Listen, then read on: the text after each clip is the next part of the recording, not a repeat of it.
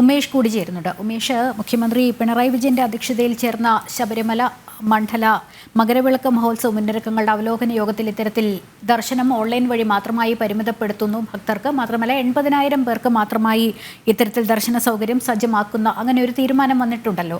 നമ്മൾ ഈ കാലങ്ങളായി മണ്ഡലകാലത്ത് കാണുന്നതാണ് സർക്കാരിൻ്റെ പരിഷ്കാരങ്ങൾ, ദേവസ്വം ബോർഡിൻ്റെ പരിഷ്കാരങ്ങൾ. പക്ഷേ അത് കൂടുതലും പാളിപ്പോകുന്ന കാഴ്ചയാണ് കണ്ടിട്ടുള്ളത്. ഇപ്പോൾ ഈ ദർശനം ഓൺലൈൻ വഴി മാത്രമായത് 80,000 പേർക്ക് മാത്രമായി എന്ന് പറയുമ്പോൾ അത് എത്രത്തോളം പ്രായോഗികമാണ് എന്ന് വിലയിരുത്താം?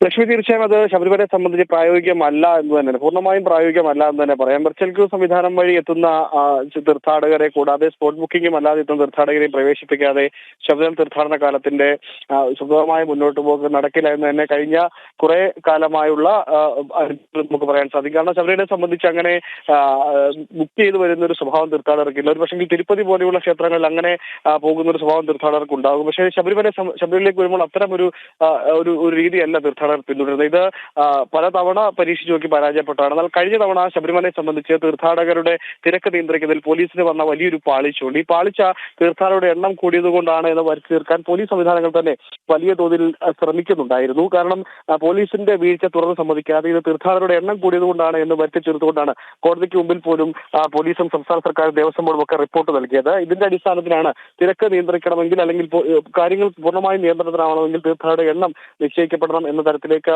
ദേവസ്വം ബോർഡ് തീരുമാനമെടുത്തത്. സർക്കാരും ഈ തീരുമാനത്തിലേക്ക് വന്നത്. നമുക്കറിയാം, ശബരിമലയെ സംബന്ധിച്ച് യുവതീ പ്രവേശന പ്രക്ഷോഭത്തിന് ശേഷം പൂർണ്ണമായ നിയന്ത്രണം ഏതാണ്ട് പോലീസ് ഏറ്റെടുക്കുന്ന, സംസ്ഥാന സർക്കാർ ഏറ്റെടുക്കുന്ന, ആഭ്യന്തര വകുപ്പ് ഏറ്റെടുക്കുന്ന സാഹചര്യത്തിലേക്ക് പോയിരുന്നു. വെർച്വൽ ക്യൂ ബുക്കിംഗ് സംവിധാനം ഉൾപ്പെടെ പൂർണ്ണമായി നിയന്ത്രിച്ചിരുന്നത് പോലീസും ആഭ്യന്തര വകുപ്പുമായിരുന്നു. ഇതിനെതിരെ വലിയ പ്രതിഷേധം ആ സമയത്തുണ്ടായ സാഹചര്യത്തിൽ ചില ഭക്തജന സംഘടന, പ്രത്യേകിച്ച് ശബരിമല കർമ്മസമിതി പോലെയുള്ള ഭക്തജന സംഘടനകൾ കോടതിയിൽ പോവുകയും കോടതിയുടെ നിർദ്ദേശത്തെ തുടർന്നാണ് പിന്നീട് ഇത് ദേവസ്വം ബോർഡ് ഏറ്റെടുക്കുന്ന സാഹചര്യത്തിലേക്ക് എത്തിയത്. അപ്പോഴും നിയന്ത്രണം ഏറെക്കുറെ പൂർണ്ണമായും സംസ്ഥാന സർക്കാരിന്റെ ചൊൽപ്പടിക്ക് നിൽക്കുന്ന സാഹചര്യത്തിലേക്ക് എത്തിയിരുന്നു. എന്നാൽ ഏതാനും മാസങ്ങൾക്ക് മുൻപ് ശബരിമല സന്നിധാനത്ത് വെച്ച് മാധ്യമങ്ങളെ കണ്ട ദേവസ്വം ബോർഡ് അധ്യക്ഷൻ സ്പോട്ട് ബുക്കിംഗ് മാത്രമല്ല സ്പോട്ട് ബുക്കിംഗിലൂടെയും ആളുകളെ പ്രവേശിപ്പിക്കുമെന്ന് അന്ന് മാധ്യമങ്ങൾക്ക് മുമ്പിൽ പറഞ്ഞിരുന്നു. എന്നാൽ പിന്നീട് ഇപ്പോൾ മുഖ്യമന്ത്രി അധ്യക്ഷതയിൽ ചേർന്ന യോഗത്തിലാണ് ഇത്തരം തീരുമാനത്തിലേക്ക് വീണ്ടും മാറിയിരിക്കുന്നത്. എന്തായാലും ഇക്കാര്യത്തിൽ അത്ര സുഗമമായ മുന്നോട്ട് പോക്ക് ഉണ്ടാകുമെന്ന് പ്രതീക്ഷിക്കാൻ കഴിയില്ല. കാരണം വലിയ പ്രതിഷേധം ഇതുമായി ബന്ധപ്പെട്ട് ഇപ്പോൾ തന്നെ ഉണ്ടായിട്ടുണ്ട്. നിയമ നടപടികളിലേക്കും പോകുമെന്ന് ചില ഭക്തജന സംഘടനകൾ വ്യക്തമാക്കുന്നത്. അതുകൊണ്ട് തന്നെ ഇക്കാര്യത്തിൽ എത്രത്തോളം പ്രായോഗികതയുണ്ട് എന്ന കാര്യം എന്തായാലും വരും ദിവസങ്ങളിൽ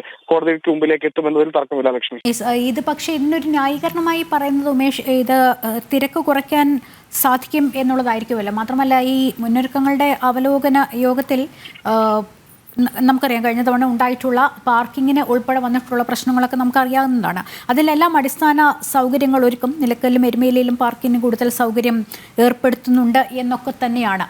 അത്തരത്തിൽ മുന്നൊരുക്കങ്ങളെക്കുറിച്ച് നമുക്ക് ലഭിക്കുന്ന സൂചനകൾ എന്തൊക്കെയാണ്?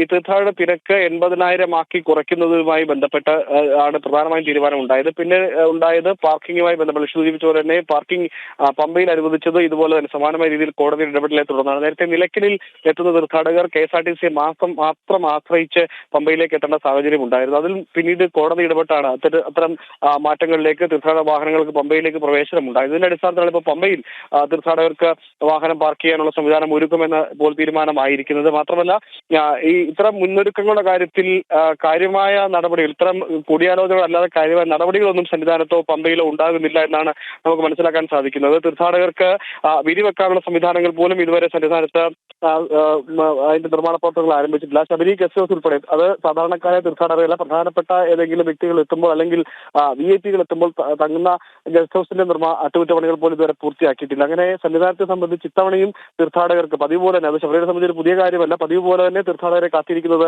ബുദ്ധിമുട്ടുകൾ നിറഞ്ഞ ഒരു തീർത്ഥാടന കാലം തന്നെയായിരിക്കും. തീർത്ഥാടകരെ സംബന്ധിച്ച് അത്തരം ബുദ്ധിമുട്ടുകളോടൊക്കെ അവർ യോജിച്ചു പോകുമ്പോഴും അവിടെ എത്തുന്നതിന് പോലും ഇപ്പോൾ നിയന്ത്രണം ഏർപ്പെടുത്തുന്നതാണ് ഏറെ ആശങ്കാജനകം. അക്കാര്യത്തിൽ എന്തായാലും ഇനി വരും ദിവസങ്ങളിൽ അത് കോടതിയിലേക്ക് പോകും, അത് നിയമ നടപടികളിലേക്ക് പോകും, വലിയ പ്രതിഷേധത്തിലേക്ക് പോകുമെന്ന് തന്നെയാണ് നമുക്കറിയാൻ സാധിക്കുന്നത്. ലക്ഷ്മി, തീർച്ചയായും ശബരിമലയിൽ ഇക്കുറി ഓൺലൈൻ ബുക്കിംഗ് മാത്രമാക്കാൻ ഒരു തീരുമാനമെടുത്തിട്ടുണ്ട്. മണ്ഡല മകരവിളക്ക് മഹോത്സവത്തിന്റെ മുന്നൊരുക്കങ്ങളുമായി ബന്ധപ്പെട്ടുള്ള അവലോകന യോഗത്തിലാണ് മുഖ്യമന്ത്രി പിണറായി വിജയന്റെ അധ്യക്ഷതയിൽ ചേർന്ന അവലോകന യോഗത്തിലാണ് ഇത്തരത്തിൽ തീരുമാനമായിരിക്കുന്നത്. വലിയൊരു നിയന്ത്രണത്തിലേക്ക് കൊണ്ടുപോകും എന്നുള്ളത് തന്നെയാണ് പൊതുവിൽ ഒരു വിലയിരുത്തലുള്ളത്. മാത്രമല്ല വിഷയം കോടതി കയറാനും തീർച്ചയായും സാധ്യതയുണ്ട് എന്ന് തന്നെ നോക്കിക്കാണപ്പെടുന്നു. വീണ്ടും നിയന്ത്രണം വയ്ക്കുന്നു സംസ്ഥാന സർക്കാർ എന്ന് തന്നെ ഇതിനെ നോക്കിക്കാണണം. ദർശൻ ഓൺലൈൻ വഴി മാത്രമായി പരിമിതപ്പെടുത്തും. 80,000 പേർക്ക് മാത്രമായി ഒരു ദിവസം ദർശനം പരിമിതപ്പെടുത്തും എന്നുള്ള തീരുമാനമാണ് വലിയൊരു പ്രതിഷേധത്തിലേക്ക് കാര്യങ്ങളെ കൊണ്ടുചെന്നെത്തിക്കുക. അഖിലും ഉമേഷുമാണ് വിവരങ്ങൾ നൽകിക്കൊണ്ടിരുന്നത്.